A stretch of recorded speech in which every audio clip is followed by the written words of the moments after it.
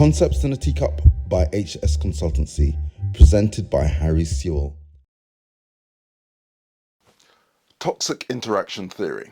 Well, where does it first appear? It appeared in Working with Ethnicity, Race and Culture that was published in 2009 by Jessica Kingsley under my authorship. So what it relates to is the idea that when white systems, and that could be workers of any racialized background, but when white systems come into contact with people from black or other minoritized backgrounds, that there's a particular interaction that often ends up with detriment to the people from racialized backgrounds who are using the services. So what it really draws on are a couple of central theories and framings. Firstly, it is kind of recognizing that racism, as it is often perceived, is very narrow, whereas the impact of racism in people's life is quite broad, and I've discussed this elsewhere. But also, it tunes into the idea of iatrogenic harm, the harm caused to people during the course of a medical intervention. So if we kind of extrapolate that kind of idea, what we're suggesting through toxic interaction theory is that where workers might choose to be non-racist but not actively taking account of racism in the lives of people with whom they work, then that isn't neutral. It actually is a form of invalidation and therefore is toxic. So why that language of toxic interaction theory?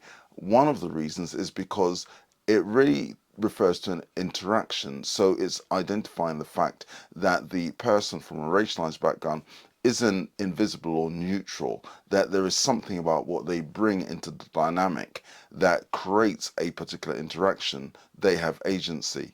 And it's drawing into the picture the fact that people have social histories, people have experiences that might be passed on intergenerationally that appear in the interaction with a worker. I'm often talking about within mental health services. And they bring that into the relationship. And they may well be, hyper vigilant, looking for signs that the other person is racist or is biased in some way, and that will affect the way in which they relate to the worker. And it is possible that the worker who comes into that relationship will have their own anxieties, their discomfort about talking about racism. Often workers will talk about race as an identity and not people's experiences of racism. They might be avoidant of talking about those subjects just because they feel ill-equipped or they're just uncomfortable.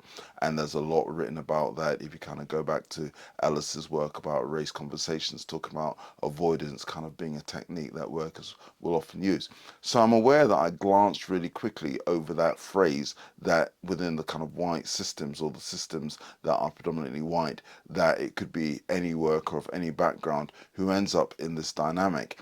And it kind of draws on what I've spoken about before, that if you've got people operating in a system, they're using the theories, the frameworks, the constructs, and also the ideologies that are dominant. So you might be someone from a racialized background, but you're training or having lived in a society that has particular ideas about the other, that those things become kind of part of thinking, often outside of the awareness of that particular worker.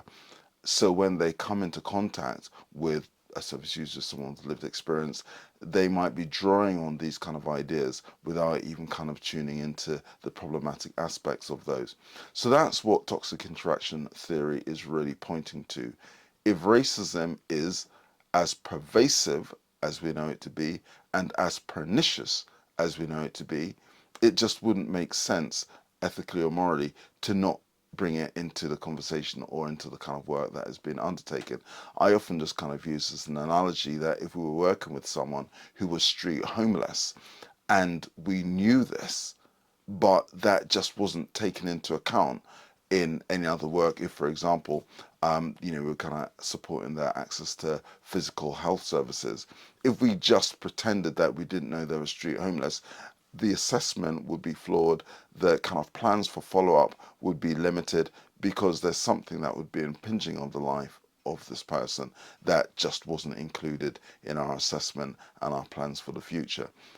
And if racism is as pervasive and as pernicious as we know it to be, it just doesn't make sense for us to just kind of carry on working with someone as if it isn't an important factor to take account of.